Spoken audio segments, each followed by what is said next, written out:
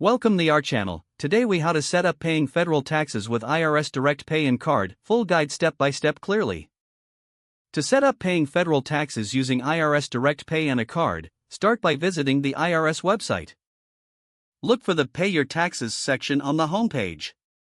Click on the Direct Pay option available. Read the instructions provided to ensure you understand the process.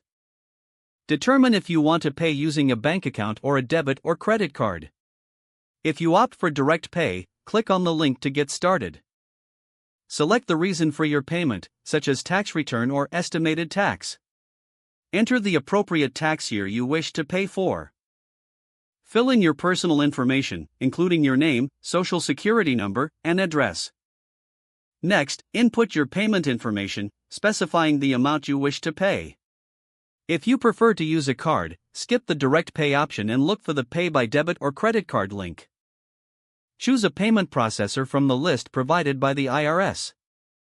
Be aware that a convenience fee will apply when paying by card. Follow the prompts provided by the selected payment processor.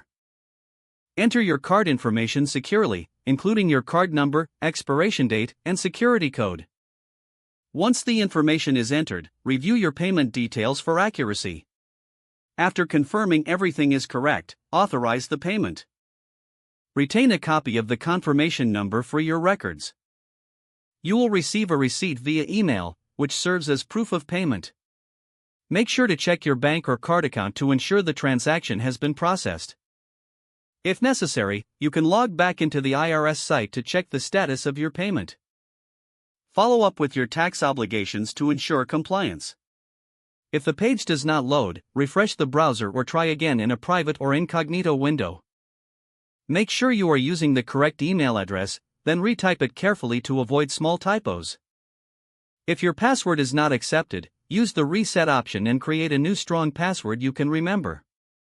Check your spam folder for verification or security emails, then complete any requested confirmation steps.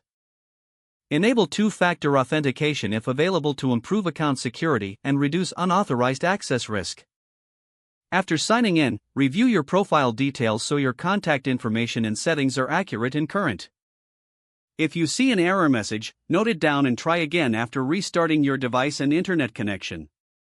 Don't forget to like this video and subscribe to our channel for more step-by-step tech guides.